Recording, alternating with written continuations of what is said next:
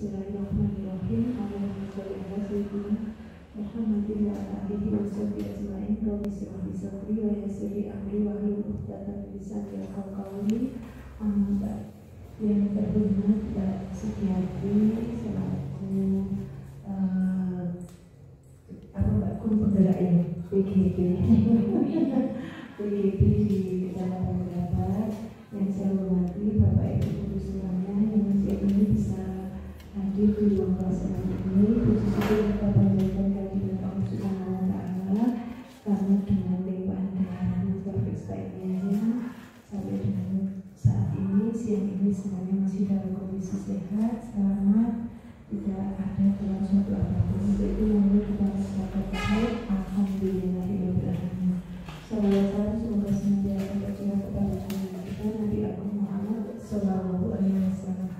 Semoga kita senantiasa diberikan kekuatan yang menjalankan perintah Allah, menjalankan tuntunan Rasulullah, sehingga hidup kita ini di dunia bisa selamat dan menjauhi kiamat mendapatkan pertolongan serta syafaat beliau. Amin Allahumma. Bu Uki serta Bapak Ibu guru yang saya hormati, pada kesempatan siang ini saya selaku orang tua yang di SD Cokro mengucapkan terima kasih yang sebesar-besarnya kepada Bu Uki dan Bapak Ibu guru semuanya. Pada Bu Uki terima kasih karena diberikan kesempatan untuk menambah ilmu, menambah pengalaman seperti apa toh sebagai seorang guru penggerak itu. Karena Bapak Ibu guru di Cokro ini juga masih muda-muda yang masih panjang jangkauannya, sehingga kesempatan ini merupakan untuk menimba ilmu, nambah pengalaman sebagai guru penggerak itu nantinya itu seperti apa, dan kita juga tidak tahu ke depannya nanti kalau semua guru wajib, nah setidaknya ini ada tambahan ilmu yang insya Allah pasti akan sangat bermanfaat ya Bu Uki ya. Nanti Bu Uki mungkin bisa juga memberikan motivasi kepada Bapak Ibu yang ada di SD Cokro ini untuk bisa mengikuti jejak perjalanan, mumpung mereka masih muda, masih ada yang senggel-senggel.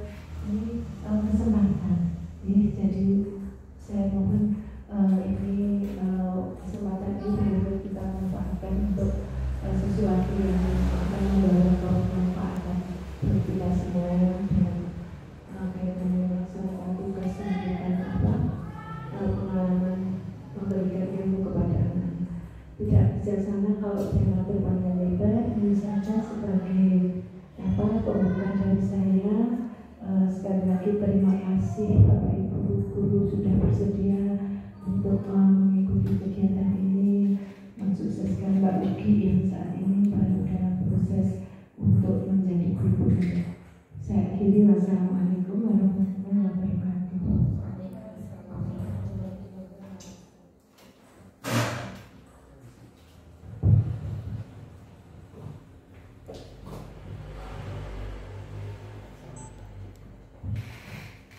Langsung saja nih Pak Guru. Sebelumnya Assalamualaikum warahmatullahi wabarakatuh. Kepada Bu Butina selaku Kepala Sekolah SD Negeri Cokro yang saya hormati, kepada Bapak Ibu guru baik dari kelas 1 maupun kelas 6 dan guru mapel yang saya hormati pula, terima kasih saya ucapkan yang sebesar-besarnya kepada Bapak Ibu semua yang telah bersedia meluangkan waktunya untuk mengikuti kegiatan saya, yaitu di sini diseminasi pemahaman dan penerapan budaya positif di materi CGP modul 1.4. Bapak Ibu yang saya banggakan, sedikit bercerita nih Pak Bu tentang CGP itu bagaimana yang mestinya Bapak Ibu mesti di dalam hati mau pokok wong legan golek omongan. Nyata itu ya Pak Bu. Sebagian besar berpikir wong legan golek omongan. Padahal tidak seperti itu Bapak Ibu. Materinya jika kita terapkan terhadap anak itu sangat bermanfaat sekali, dan itu dikupas dari awal tentang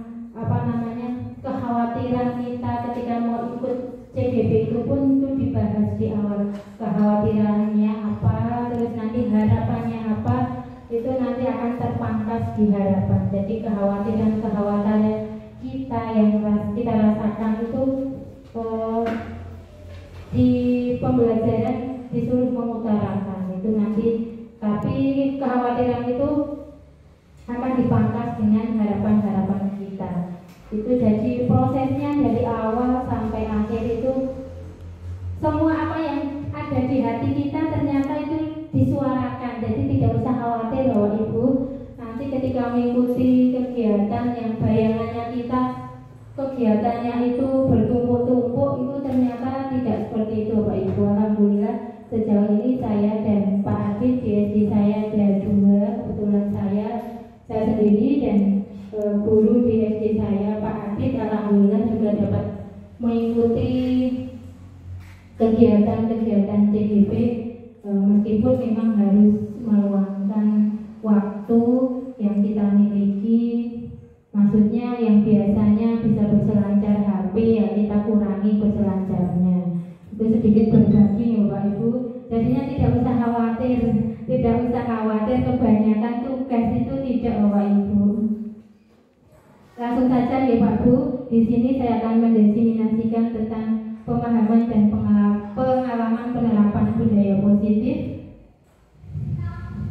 Nah, yang pertama, apakah Bapak Ibu setuju dengan pernyataan berikut ini? Mendisiplinkan anak dengan hukuman, anak harus dipaksa dulu, nanti akan terbiasa. Sependapat apa tidak Pak Bu? Jadi mendisiplinkan anak itu harus dengan hukuman. Terus anak harus dipaksa dulu, nanti akan terbiasa. Sependapat? Gimana Pak Bu? Tidak, alhamdulillah. Yang kedua, pemberian hukuman dengan hal positif dapat meningkatkan disiplin anak. Sependapat. Yang ketiga, pemberian penghargaan dapat meningkatkan motivasi belajar anak. Sependapat. Nah, itu pendapat Bapak Ibu guru sebelum mengikuti diseminasi ini ya. Nanti akan berbeda setelah Bapak Ibu mengikuti diseminasi ini. Kita lanjutkan ya Pak Bu. Nah, ini di materi budaya positif. Yang pertama tentang perubahan paradigma belajar, yang kedua tentang disiplin positif, yang ketiga motivasi perilaku manusia, yang keempat kebutuhan dasar manusia, yang kelima posisi kontrol, yang keenam keyakinan kelas, dan yang ketujuh segitiga restitusi. Nah, menginjak ke materi yang pertama yaitu tentang perubahan paradigma belajar. Nah, di sini Bapak Ibu diminta bermain permainan kepala tangan. Jadi kita bagi menjadi A dan B. Silakan berpasangan saja nih Pak Bas dengan Bu Ina, Bu dengan Bu Iman, Bu Galit dengan Bu Lis dengan siapa? Oh Mbak Nasna. Yang berdekatan saja ya. Nah, untuk yang berperan sebagai A yang sebelah kanan ya, yang kanan berarti Bu Ima.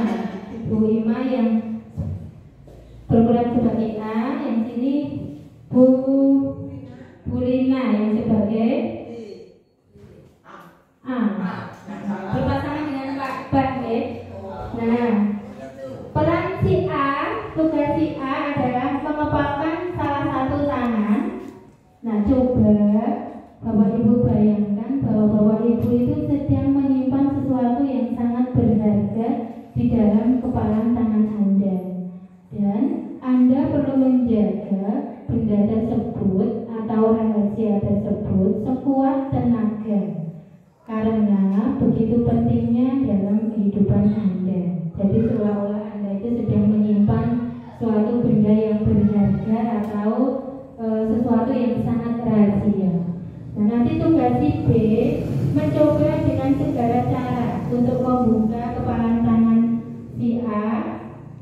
Nah, teman Anda si B boleh membujuk, menghardik, mengintimidasi, memarahi, menggoda, menggelitik, bahkan menawari Anda uang agar Anda bersedia membuka kepalan tangan Anda.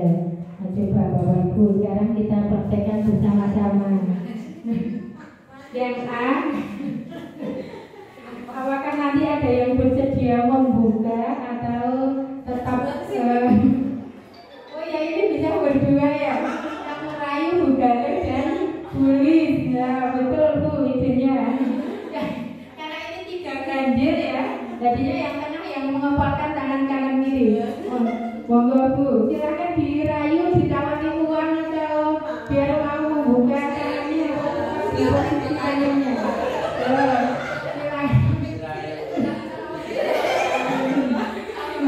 Merayu Pak Bram.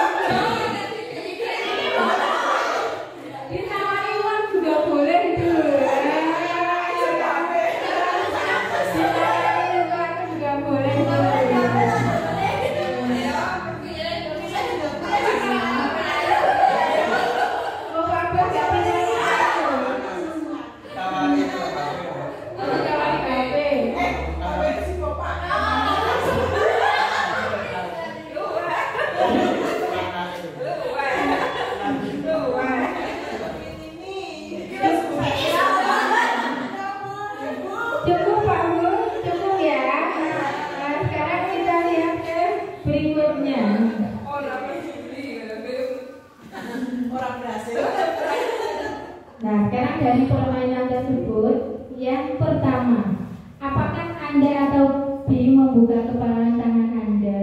Ada kan yang membuka? Ada. Terus mengapa? Apa alasannya membuka kepalan tangan Anda? Coba Bu, kok bisa panjenengan membuka itu alasannya apa? Ketika saya membuka kepalan tangan karena takutnya HP diambil. Jadi ada motivasi takut HP-nya terambil ya. Sekarang pertanyaan yang kedua, apakah Anda atau B menutup kepalan tangan Anda? Adakah yang tetap menutup? Ada. Bu Ima dan Bu Rina. Bu Rina alasannya apa tetap menutup tangannya? Karena yang saya pegang ini adalah sesuatu yang berharga dalam kehidupan saya dan tidak bisa sembarang orang mengetahui. Ini adalah sesuatu yang sangat berharga, orang lain tidak boleh tahu. Nah, Bu Ima, kenapa tetap genggaman tangannya walaupun tadi diiming-imingi uang sama kamu? Berharga dan mempertahankan apa yang kita punya, tidak rahasia. Jadi menurut Mbak Ima adalah sesuatu yang sangat rahasia dan orang lain tidak boleh tahu. Nah, yang ketiga, dalam kegiatan ini sesungguhnya siapa yang memegang kendali atau kontrol untuk membuka atau menutup kepalan tangan? Yang itik-itik, apa diri sendiri atau siapa? Yang mempunyai kontrol? Iya, betul. Jadi yang mempunyai kontrol terhadap tindakan kita itu adalah diri kita sendiri. Nah, itu Bapak Ibu paradigma belajar yang diilustrasikan melalui permainan kepalan tangan. Nah, ini Bapak Ibu yang perlu kita rubah nih, stimulus, respon dan teori kontrol. Yang pertama, kita mencoba mengubah orang agar berpandangan sama dengan kita. Jadi kita terkadang itu apa itu namanya Bu? Ngompor-ngompor gitu.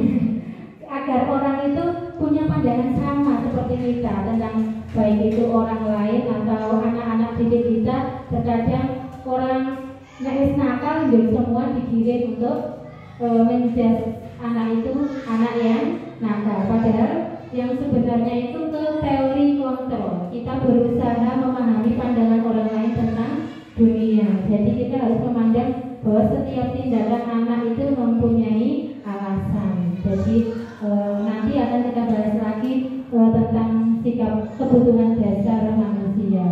Yang kedua, perilaku buruk dilihat sebagai suatu kesalahan. Jadi nek salah kui, nek sing elek yang jelek itu adalah salah. Padahal teori kontrolnya itu semua perilaku memiliki tujuan. Yang berikutnya, orang lain bisa mengontrol saya. Jadi kita bisa dikontrol oleh orang lain. Padahal sesungguhnya hanya Anda yang bisa mengontrol diri Anda sendiri. Yang keempat, saya bisa mengontrol orang lain. Padahal yang sesungguhnya Anda tidak bisa mengontrol orang lain. Pemaksaan ada pada saat bujukan gagal. Nah tadi Bapak Ibu ada yang memaksa atau tidak. Ketika bujukan gagal, nah itu ke pemaksaan. Nah teori pilihannya atau teori kontrolnya, kolaborasi dan konsekuensi menciptakan pilihan-pilihan baru. Terus stimulus responnya, model berpikir menang kalah. Jadi adanya hanya menang dan kalah. Ternyata teori kontrolnya model berpikir menang-menang. Itu paradigma yang perlu kita luruskan selama ini Bapak Ibu, bahwa semua kontrol itu ada pada diri kita sendiri. Nah, materi yang kedua yaitu disiplin positif dan nilai-nilai kebajikan universal. Nah, apa itu makna disiplin Bapak Ibu? Disiplin positif itu adalah cara mendisiplinkan murid tanpa paksaan, tekanan, dan juga kekerasan, yaitu dengan memunculkan kesadaran yang ada dalam diri pribadi murid untuk bertanggung jawab atas segala masalah yang timbul oleh dirinya sendiri. Jadi, anak kita tuntut untuk menjadi pemikir atau pemecah masalah atau berpikir kritis untuk mencari solusi dari permasalahan. Jadi, kalau ada anak didik kita yang melakukan kesalahan, itu pemecahan masalahnya juga harus dari anak, tidak langsung dari gurunya sendiri, tapi anak diajak berdiskusi untuk memecahkan permasalahan yang dilakukan. Nah, ini nilai-nilai kebijakan universalnya. Apa itu nilai-nilai kebijakan? Nilai-nilai kebajikan adalah sifat-sifat positif manusia yang merupakan tujuan mulia yang ingin dicapai setiap individu. Nah, nilai-nilai tersebut bersifat universal dan lintas bahasa, suku bangsa, agama maupun latar belakang. Nah, yang kita ada di IKM itu ada di profil pelajar Pancasila, yaitu tentang yang pertama beriman bertakwa kepada Tuhan Yang Maha Esa dan berakhlak mulia, mandiri, bernalar kritis, berkebinekaan global, bergotong royong serta kreatif. Nah, ini Bapak Ibu dengan motivasi perilaku manusia. Ada gambar apa Pak Bu? Orang memakai masker. Kira-kira alasan apa kok memakai masker? Coba Pak Bah. Kalau Pak Bah memakai masker, alasannya apa Pak Bah? Biar yang lain tidak terkena penyakit yang kita keluarkan. Biar yang lain juga terkena penyakit. Kalau Bu Gali ketika COVID memakai masker. Ya kalau yang pemakainya itu yang sakit mungkin supaya tidak bisa menular, bagi pemakainya yang kondisinya sehat ya bisa tidak tertular. Ada yang berpendapat lagi? Alasan saya memakai masker karena saya sehat itu untuk mengantisipasi supaya bisa tidak ada tertular atau kemasukan kuman-kuman yang kurang baik dari kita. Jadi semua alasannya memakai masker muncul dari kesadaran diri, bukan karena ada aturan ketika COVID harus memakai masker. Nah, Kita lanjutkan ke motivasi perilaku manusia. Nah, ini Bapak Ibu teori motivasi perilaku manusia. Jadi setiap tindakan kita yang kita lakukan itu mempunyai motivasi. Motivasi yang pertama yaitu untuk menghindari ketidaknyamanan atau hukuman, Bapak Ibu. Nah, itu apa yang akan terjadi apabila saya tidak melakukannya. Nah, contoh Bapak Ibu kalau siapa motivasinya apa Bapak Ibu?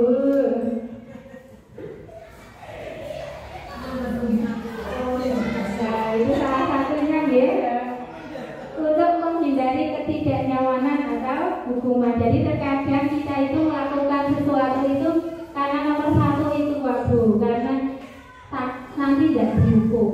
Nah, itu anak-anak kita juga sama, ternyata melakukan sesuatu itu untuk menghindari ketidaknyamanan atau karena hukuman.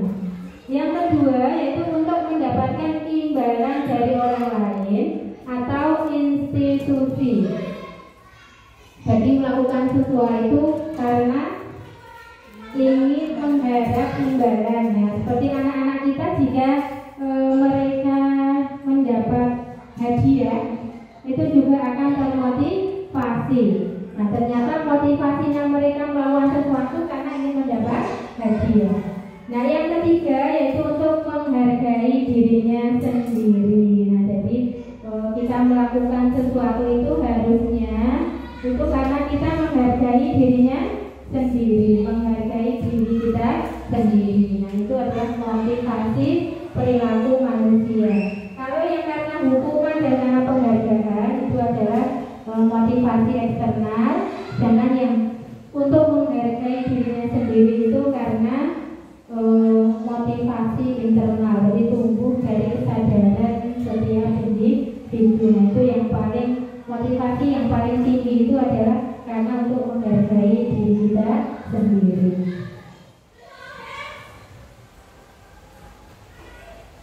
Materi yang berikutnya yaitu tentang kebutuhan dasar manusia. Nah, apa itu kebutuhan dasar manusia? Kebutuhan dasar manusia adalah segala sesuatu yang kita lakukan untuk mendapatkan apa yang kita inginkan.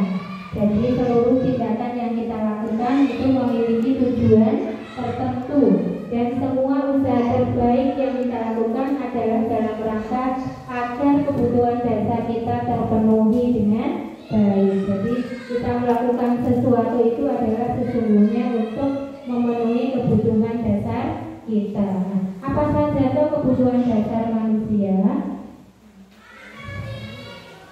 Nah, kebutuhan dasar manusia itu yang pertama adalah cinta dan kasih sayang. Jadi kita membutuhkan cinta dan kasih sayang atau rasa diterima. Jadi setiap anak kita melakukan sesuatu atau kesalahan, kita harus cari tahu dulu kebutuhan dasarnya apa. Kok anak si A sering melakukan kesalahan, apakah di rumah sering tidak diperhatikan?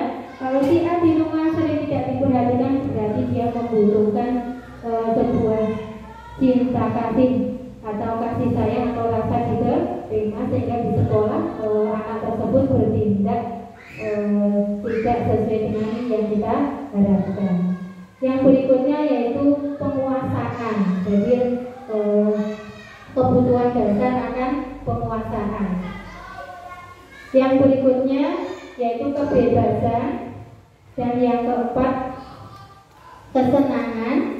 Jadi kalau berantem dengan temannya dia merasa senang, berarti kebutuhan yang dia butuhkan adalah kebutuhan akan kesenangan. Nah, yang terakhir itu survival, itu adalah kebutuhan untuk bertahan hidup. Nah, ini ada contoh suatu kasus nih Bapak Ibu. Ibu Ani, guru kelas 5 SD Pelita Hati, sedang bingung menghadapi ulang salah satu murid di kelasnya, yaitu Agus. Beberapa anak telah datang dan mengeluhkan Agus yang seringkali meminta bekal makan siang mereka dengan paksa. Jika Anda menghadapi situasi seperti Ibu Ani, apa yang akan Anda lakukan? Menurut menurut Anda, kira-kira apa alasan Agus melakukan hal itu? Yang akan Bapak Ibu lakukan pertama kali apa Bapak Ibu?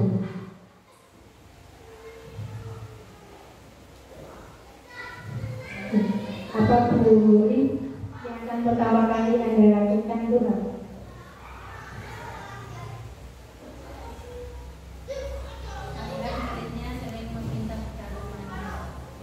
Mungkin memberitahu Agus itu tidak boleh seperti itu karena itu punya kenangan, jadi harusnya membawa bekal sendiri karena itu hubungannya temannya sama ibu. Ada yang berpendapat lain Pak Bu?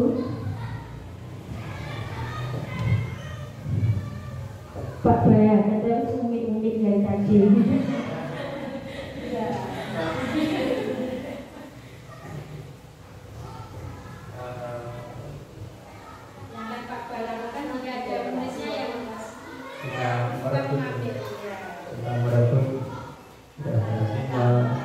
Memberi arahan yang baik untuk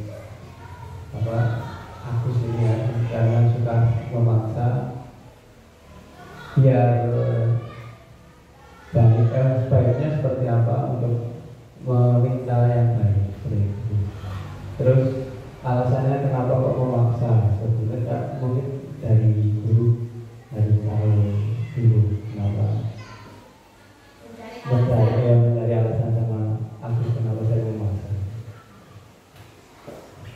Terima kasih, betul sekali ya. Yang pertama kali harus kita lakukan adalah mencari tahu dulu alasan. Jadi kita harus bertanya dulu kepada Agus alasannya itu apa, kok suka meminta bekal makan siang anak teman-temannya. Nah jika jawaban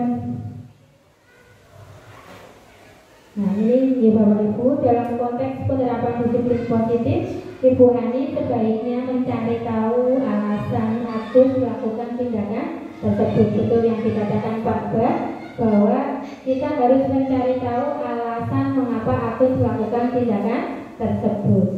Nah, yang pertama, apabila jawaban Agus karena lapar dan orang tuanya tidak membawakan bekal makan siang, berarti kebutuhannya adalah untuk bertahan hidup. Jadi alasannya Agus kok karena orang tuanya tidak membawakan bekal, berarti dia membutuhkan kebutuhan dasarnya ada yang belum terpenuhi, yaitu untuk bertahan hidup. Jika jawaban Agus karena dia senang temannya jadi memperhatikan dia, berarti ada kebutuhan Agus yang belum terpenuhi, yaitu kebutuhan akan cinta dan kasih sayang, sehingga Agus melakukan tindakan tersebut. Terus yang ketiga, apabila jawaban Agus adalah dia merasa hebat karena temannya jadi takut dan menuruti keinginannya, berarti kebutuhan Agus adalah tentang penguasaan. Ada kebutuhan Agus yang belum terpenuhi, yaitu penguasaan. Nah, apabila jawaban Agus karena dia merasa bosan dengan bekal yang dibawakan ibunya, jadi setiap hari itu ibunya hanya membawakan bekal sama Agus terus, berarti itu kebutuhan dasar Agus adalah kebebasan.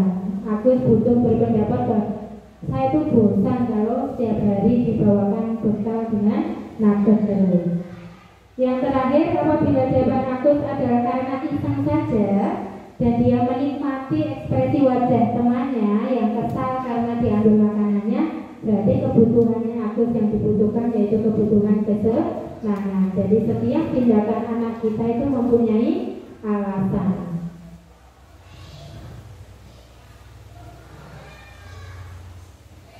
Ini diringkas lagi Bapak Ibu, 5 kebutuhan dasar manusia. Yang pertama bertahan hidup. Apa saja yang termasuk kebutuhan bertahan hidup itu yaitu makanan, pakaian, tempat tinggal, keamanan, dan juga kesehatan. Untuk kasih sayang dan rasa diterima, yaitu rasa diterima, dipedulikan, berbagi, kerjasama, menjadi bagian dalam kelompok. Terkadang di kelas kita ada anak yang tidak diterima di kelompok sama si A, si B, tidak ada yang mau. Ada Pak jawab Bu? Ada. Alasan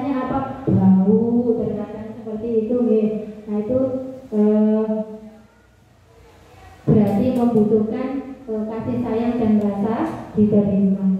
Yang berikutnya penguasaan, yaitu penguasaan itu termasuk harga diri, keinginan untuk dianggap, memimpin, berprestasi, diakui dan juga untuk didengar. Yang berikutnya yaitu tentang kebebasan. Kebebasan itu berarti yang berhubungan dengan mandiri, memiliki pilihan, mencoba hal yang baru, mampu mengendalikan arah dirinya.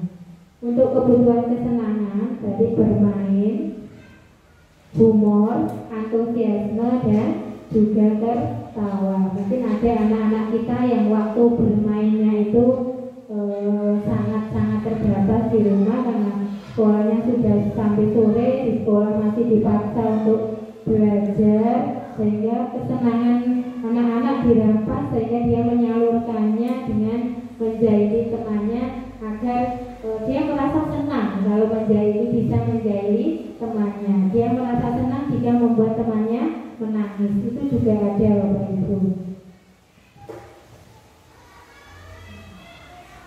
Nah, yang kelima yaitu tentang posisi kontrol.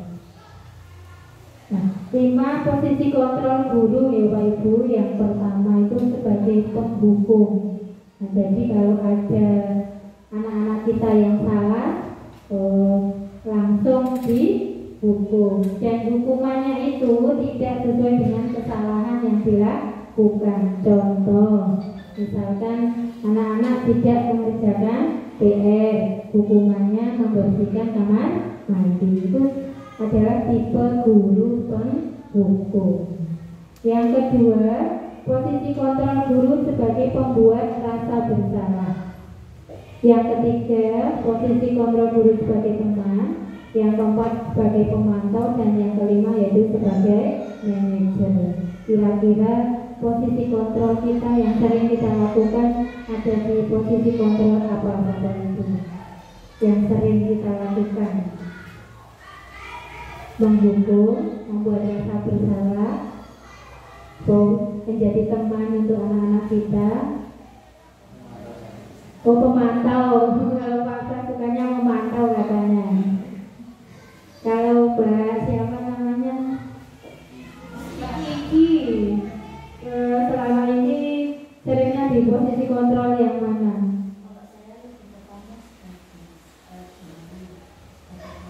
Saya sebagai teman, manajer ya. Dan di posisi yang paling tinggi yaitu di posisi manajer. Nah, seperti apa tuh Bapak Ibu posisi kontrol, penghukum, pembuat rasa bersalah, teman, pemantau dan juga manajer? Nah, kita lihat pada ilustrasi kasus siswa tidak memakai atribut lengkap saat upacara bendera. Jika posisi kontrol kita sebagai penghukum, nah kita akan menghukum anak dengan hormat pada bendera selama 1 jam.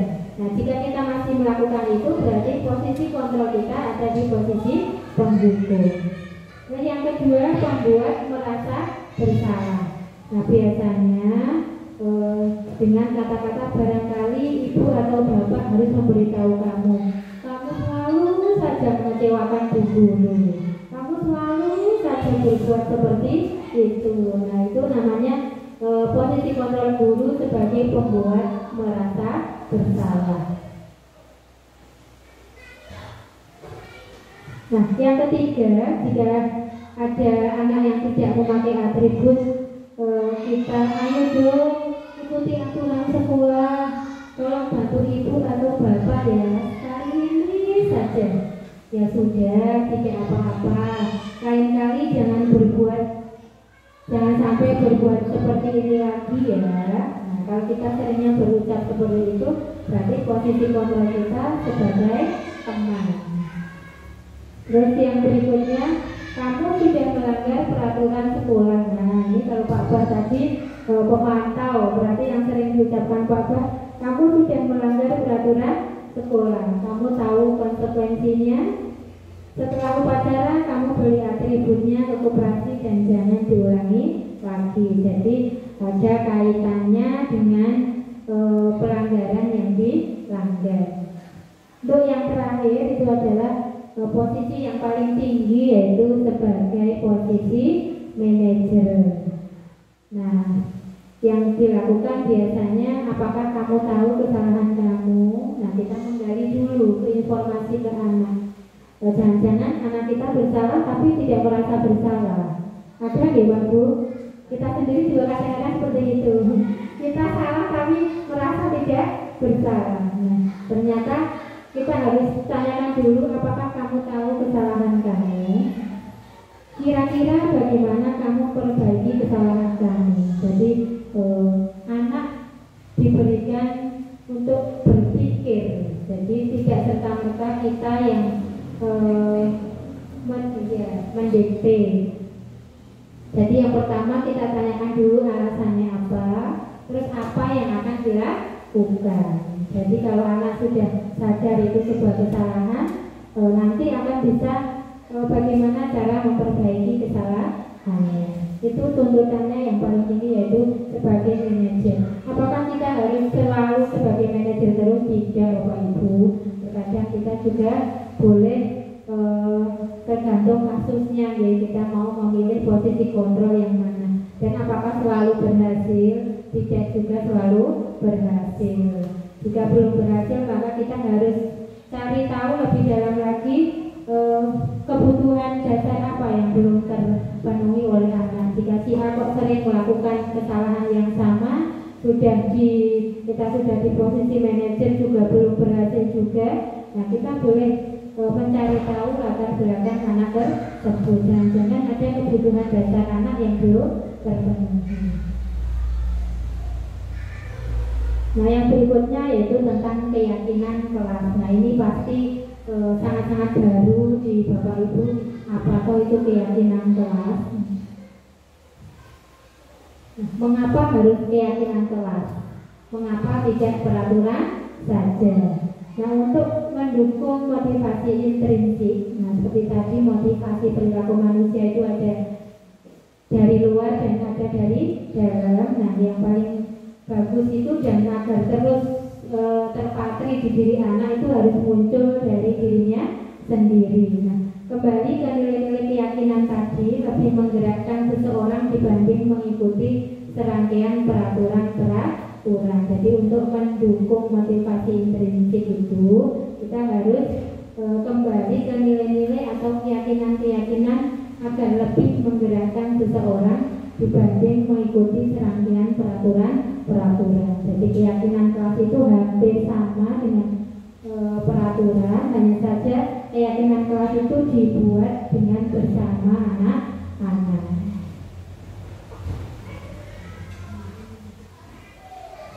Nah, ini contoh perbedaan antara peraturan kelas dan keyakinan kelas. Kalau peraturan itu selalu kembalikan buku ke tempatnya. Kalau keyakinan kelas itu bisa tanggung jawab. Jadi tidak ada kata-kata perintah ataupun larangan.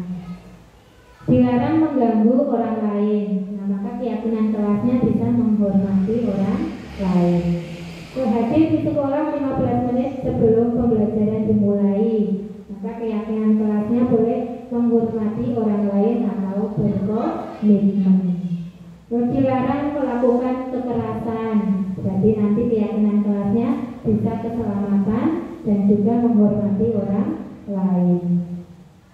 Dilarang menggunakan narkoba. Berarti keyakinan kelasnya tentang kesehatan. Bergantian atau menunggu giliran. Keyakinan kelasnya tentang menghormati orang lain atau bersabar. Gunakan masker. Berarti keyakinan kelasnya tentang kesehatan dan juga menjaga keselamatan. Jangan berlari di kelas atau koridor. Keyakinan kelasnya berarti untuk keselamatan dan juga keamanan. Itu bedanya antara peraturan dan keyakinan. Kalau peraturan itu cenderung sekolah yang membuat, biasanya berupa larangan. Terus kalau keyakinan kelas itu dibuat bersama anak-anak di dalam kelas, sehingga mereka tahu apa yang boleh dilakukan dan apa yang tidak boleh dilakukan. Nah, dalam keyakinan kelas tersebut nanti kita bisa menyisipkan konsekuensinya. Itu boleh Bapak Ibu. Jika kamu tidak membuang sampah pada tempatnya, jika tidak menjaga kebersihan kelas, konsekuensi apa yang akan kamu lakukan itu juga bisa didiskusikan dengan anak-anak, sehingga nanti anak-anak tahu jika saya melanggar keyakinan kelas yang mana, konsekuensinya apa. Nanti dari satu kelas itu akan tahu.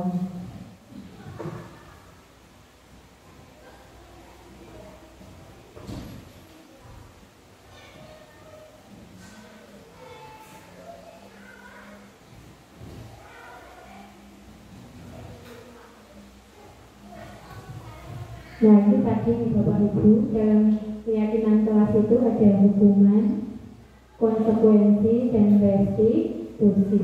Kalau hukuman sesuatu yang menyakitkan, jadi hukuman sesuatu yang menyakitkan harus terjadi. Tapi kalau konsekuensi sesuatu yang harus terjadi. Jadi kalau hukuman itu anak tidak tahu, ujuk-ujuk ketika dia melakukan kesalahan seketika itu. Jadi di anak bisa saja itu menjadi suatu yang menyakitkan. Tapi kalau konsekuensi, anak sudah tahu jika dia melanggar konsekuensinya apa. Terus kalau restitusi itu merupakan pilihan. Jadi dia mau melanggar atau tidak, itu termasuk di restitusi. Berarti kalau hukuman itu cenderung tidak nyaman untuk murid. Jadi hukuman itu cenderung tidak nyaman untuk murid atau anak untuk jangka waktu panjang. Bisa saja hukuman itu akan terpatri di hati anak sampai nanti anak-anak itu besar. Konsekuensi tidak nyaman untuk murid atau anak untuk jangka waktu pendek, karena dia sudah tahu konsekuensinya, sehingga tidak nyamannya itu tidak sampai panjang, tetapi hanya waktu-waktu tertentu. Nah, kalau restitusi itu menguatkan untuk murid atau anak dalam jangka waktu panjang. Jadi anak itu menjadi lebih kuat, lebih sadar kalau tindakan seperti itu adalah sebuah kesalahan. Yang berikutnya, korban mendapatkan keadilan. Kalau hukuman itu seolah-olah korbannya itu mendapatkan keadilan karena pelakunya sudah dihukum. Nah, ternyata kalau konsekuensi, korban bisa diabaikan. Nah, korbannya itu merasa diabaikan. Kalau restitusi, korban mendapatkan ganti. Jadi setiap masalah itu nanti masuknya ke restitusi. Yang berikutnya, murid atau anak akan tersakiti. Nah, itu kalau hukuman karena tiba-tiba sehingga anak bisa merasa tersakiti. Kalau konsekuensi, murid atau anak dibuat tidak nyaman. Nah, sebenarnya mereka juga tidak nyaman, tapi sudah tahu itu adalah sebuah konsekuensi. Terus kalau restitusi, masalah akan terpecahkan. Nanti kita pelajari lebih lanjut, ada di restitusi segitiga. Kalau hukuman, sistem tidak akan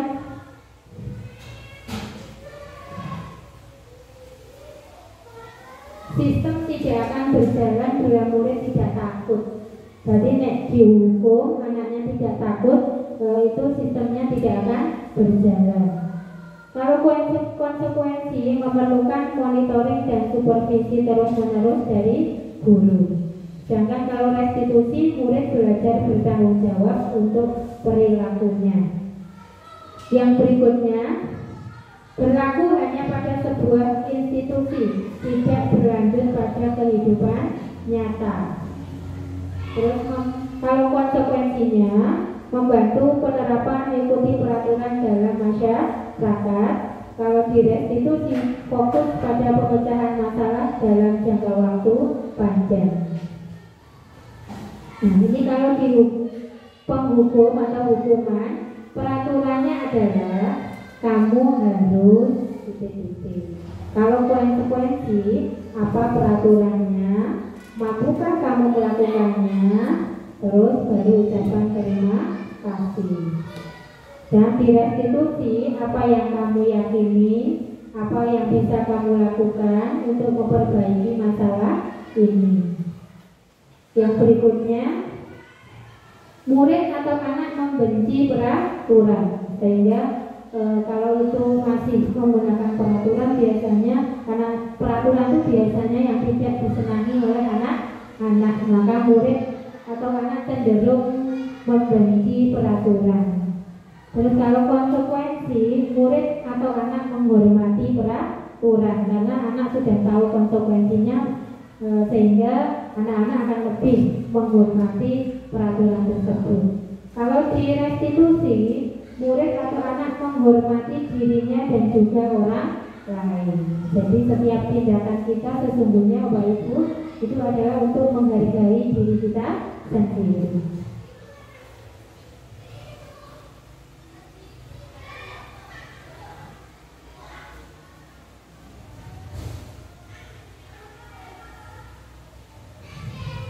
Nah, ini Bapak Ibu yang materi yang ke-6, yaitu materi yang terakhir tentang segitiga restitusi.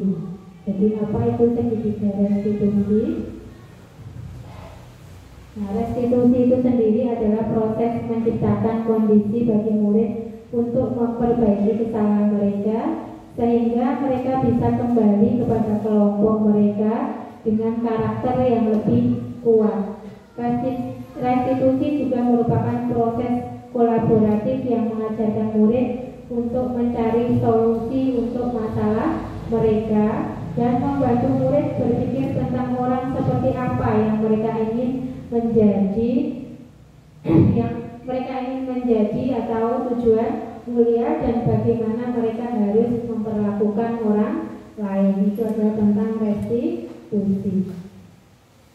Nah, sekarang ini tentang segitiga restitusi. Nah, jadi ketika kita menghadapi permasalahan anak-anak kita, langkah-langkah yang bisa kita tempuh adalah melalui segitiga restitusi. Apa itu segitiga restitusi?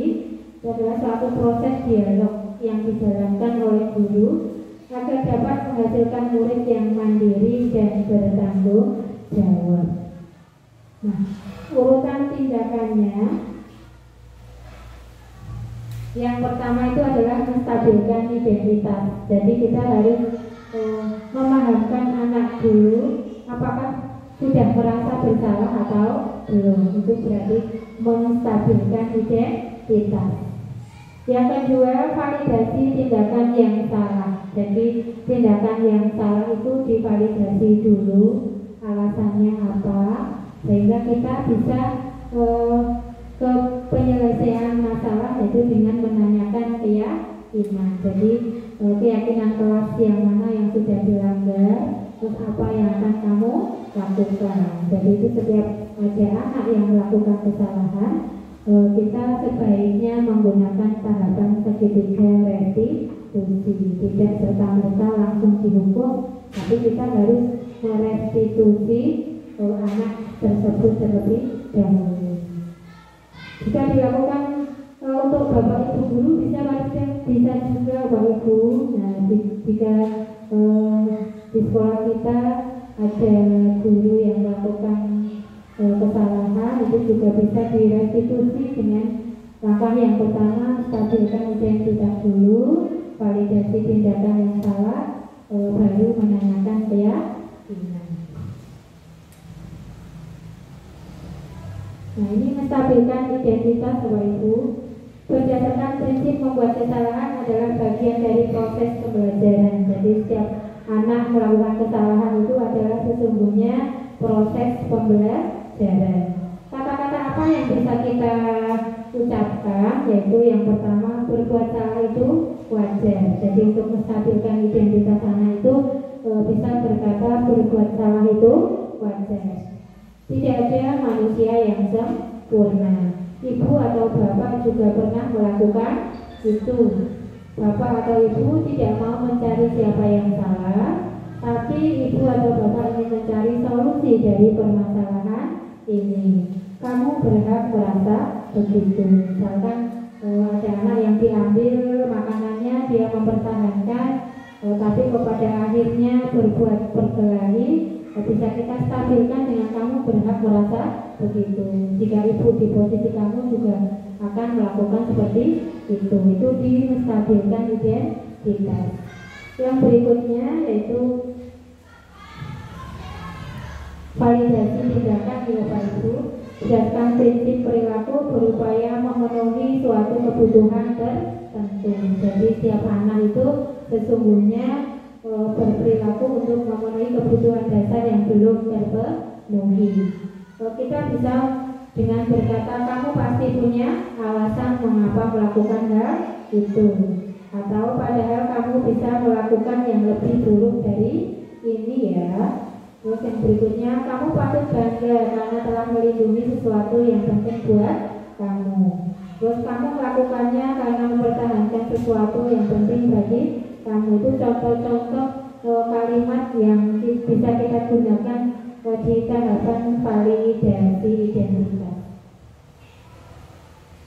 Nah yang berikutnya yaitu tentang menanyakan keyakinan berdasarkan prinsip teori kontrol, bahwa pada dasarnya kita termotivasi secara intrinsik yaitu untuk menghargai diri kita sendiri.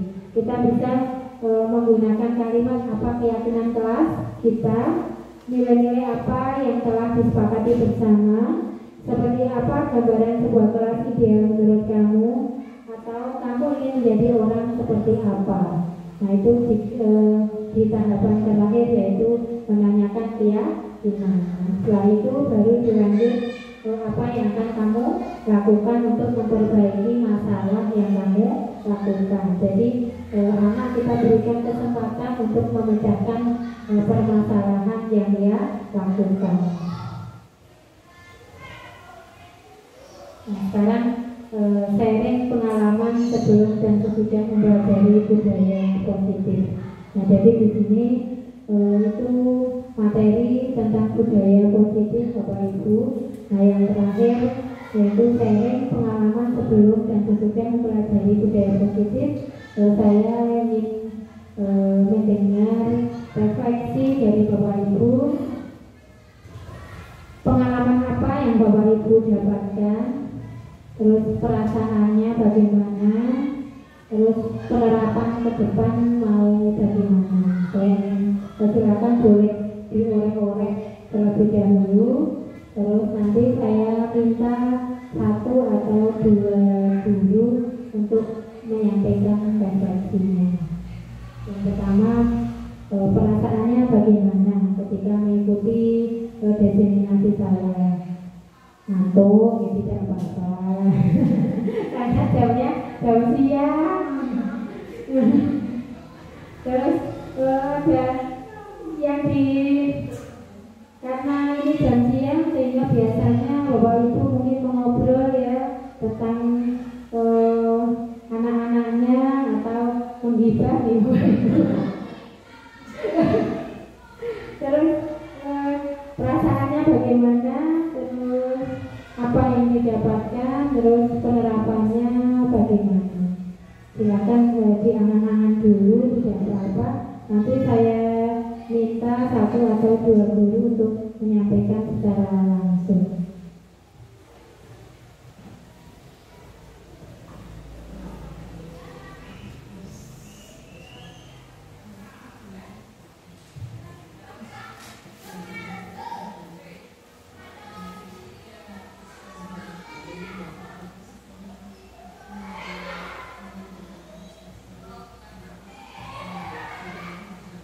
Sudah ada yang siap Pak Bu?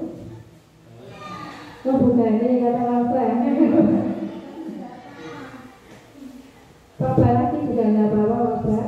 Kalau di depan kan ilmu yang diserap itu transfernya lebih cepat. Kalau masih muda lagi kata saudara ini. Oh iya, saya mungkin dari juga Mbak Iman sudah mendaftar belum? Masih ditunggu sampai tanggal 27 Tugi Wabu hanya ikut gratis, ilmunya banyak. Terus kita dan kolaborasi itu 2 minggu 3 kali.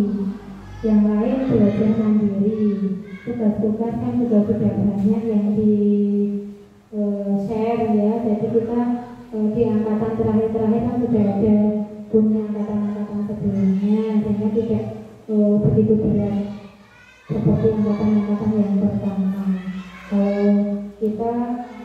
Rukolnya itu hanya 3 kali, rukol diskusi, rukol pemakabaran, dan rukol pemahaman. Sehingga rukolnya juga tidak terlalu berat, karena rukol yang pertama berdiskusi, yang kedua menyampaikan hasil diskusi, rukol yang ketiga pemahaman dengan instruktur. Jadi sebenarnya tidak berasa. Sekali sudah siap memberi.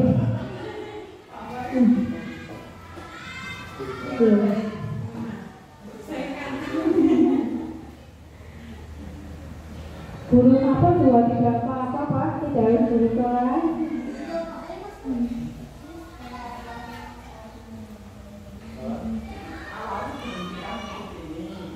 Ya, beberapa pengalaman sebelum dan sesudah mempelajari budaya berdiskusi.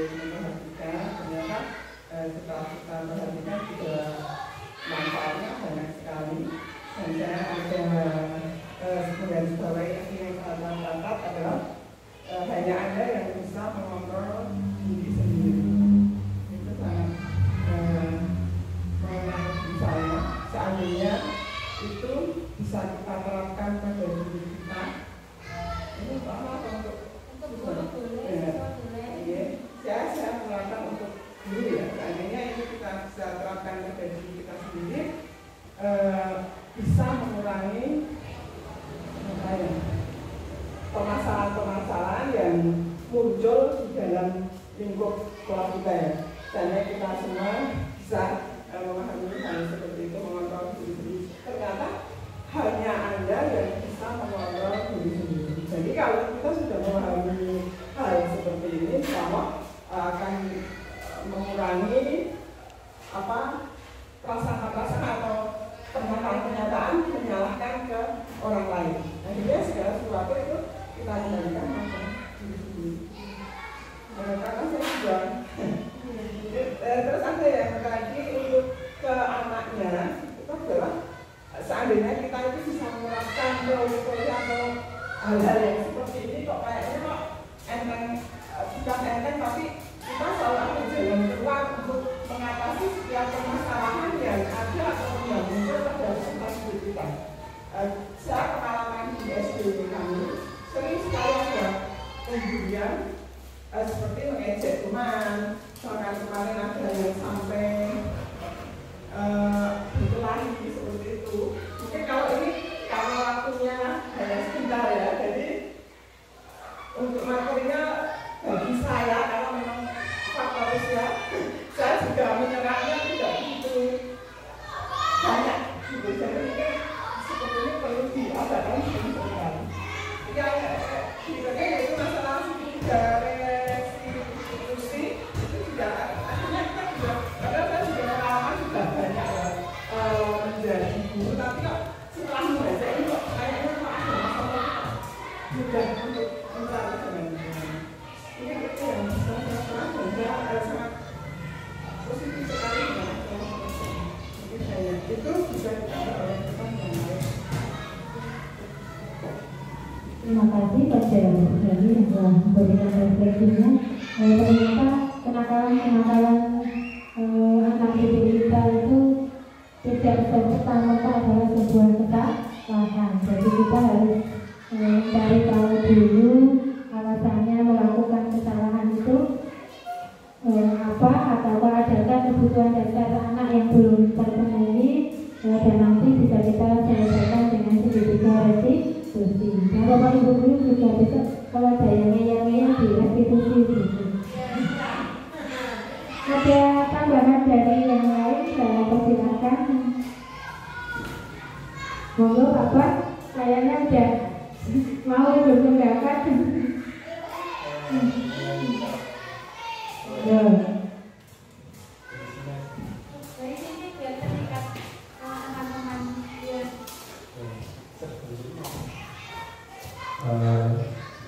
Sedikit menyampaikan untuk materi hari ini penjelasannya jelas dan memahamkan bagi kami dan pengalaman yang baru bagi saya kaitannya untuk pendisiplinan siswa, karena tadi ada ternyata tidak hanya dengan saja, ada juga konsekuensi juga bisa, dan satu namanya berarti dari restriksi. Nah itu juga itu bisa muncul dari kesadaran diri kita sendiri, dan juga kesepakatan kelas. Tadi juga ada keyakinan kelas, namanya keyakinan kelas itu juga baik ya, yang kelewat. Dan ini sangat baik menurut saya, sangat baik untuk diterapkan di kelas, apalagi untuk menangani kenakalan-kenakalan yang sekarang ada.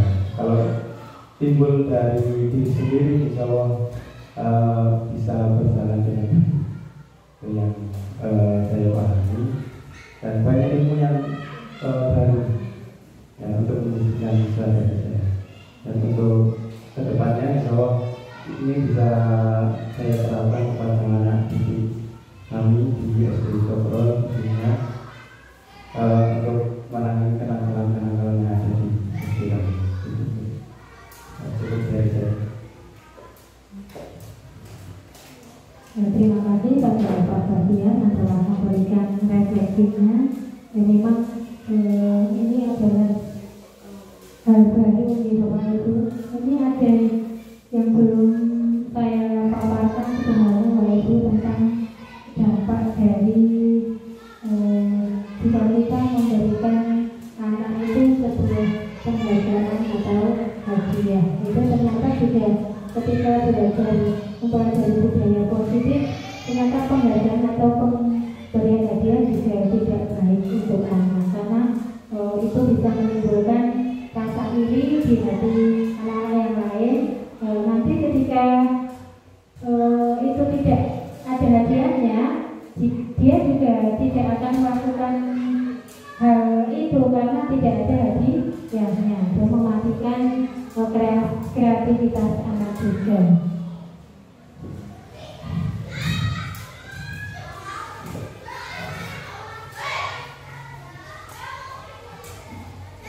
Ini sudah acara yang terakhir di Bapak Ibu, itu pemaparan dari saya tentang budaya positif. Terima kasih atas waktu yang Bapak Ibu berikan. Semoga bermanfaat bagi kita semua, dan terima kasih juga sudah bersedia memberikan referensi mengikuti kegiatan ini dari awal sampai akhir. Saya ucapkan terima kasih yang tak terindah untuk Bapak Ibu dari Cokro. Semoga ke depan kita bisa berkolaborasi lagi. Saya akhiri, wabillahi walhidayah. Wassalamualaikum warahmatullahi wabarakatuh.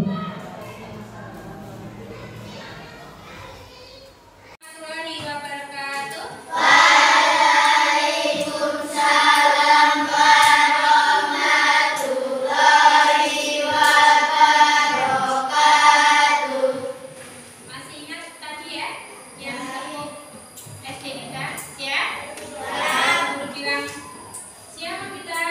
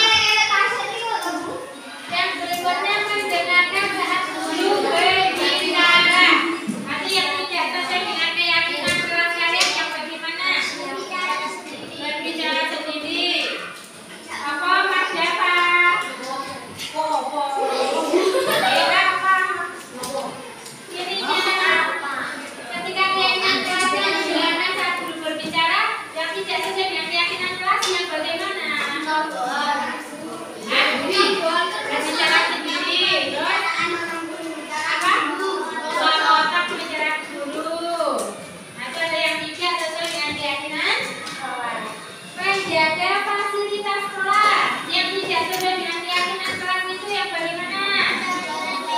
Mencoret-coret meja. Mencoret-coret dinding.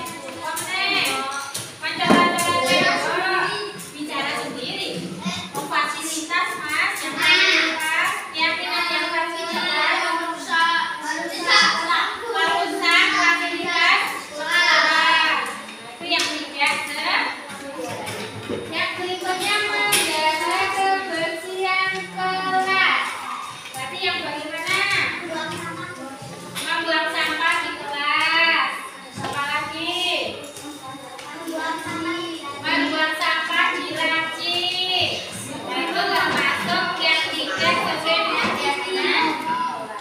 Dan berikutnya saling menghargai temannya, tidak boleh bertepuk tangan itu dan tidak boleh ngomong pada temannya.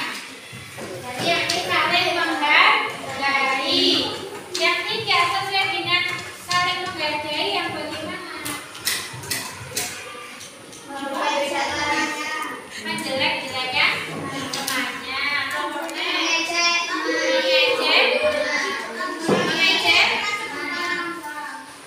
memilih-milih teman boleh apa tidak?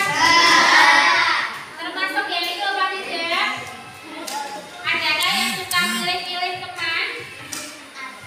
Adakah yang suka milih-milih teman?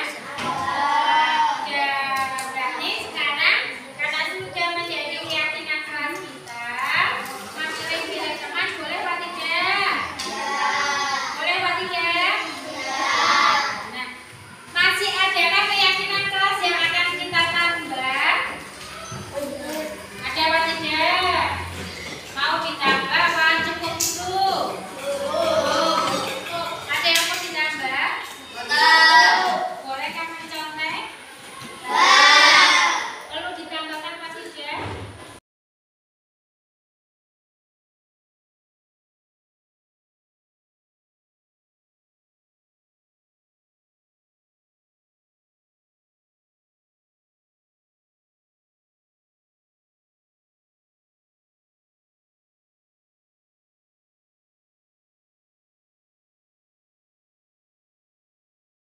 Assalamualaikum warahmatullahi wabarakatuh.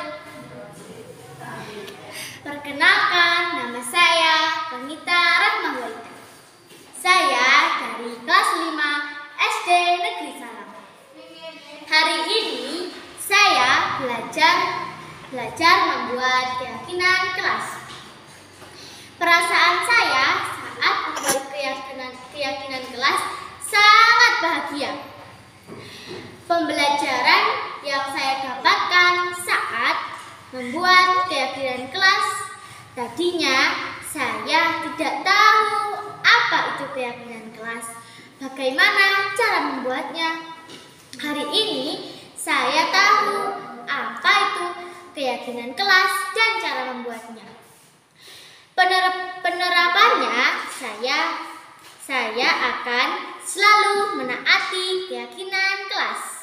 Wassalamualaikum warahmatullahi wabarakatuh. Perkenalkan, nama saya Nuri Afifah. Saya kelas 5 di SD Negeri Salam. Hari ini saya belajar tentang cara membuat keyakinan kelas. Perasaan saya saat membuat keyakinan kelas sangat senang.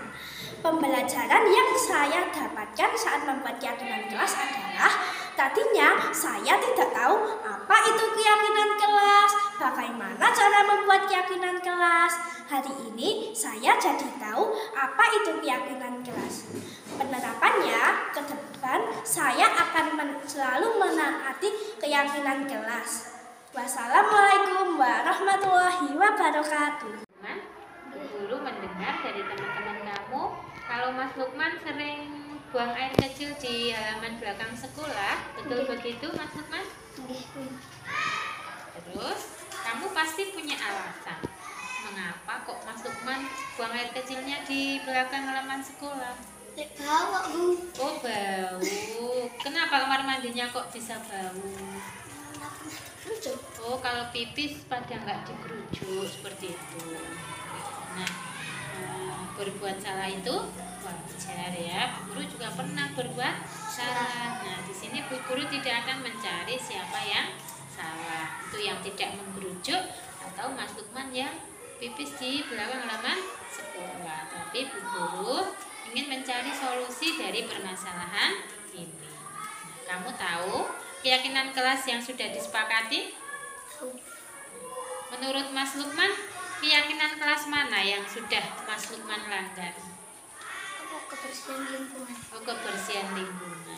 Menjaga kebersihan lingkungan itu penting tidak menurut Mas Lukman? Penting. Penting. Apakah Mas Lukman bersedia untuk memperbaiki kesalahan Mas Lukman? Sedia. Apa yang akan Mas Lukman lakukan? Tidak akan mengulangi lagi. Terus kalau kamar mandinya bau, berarti diapakan?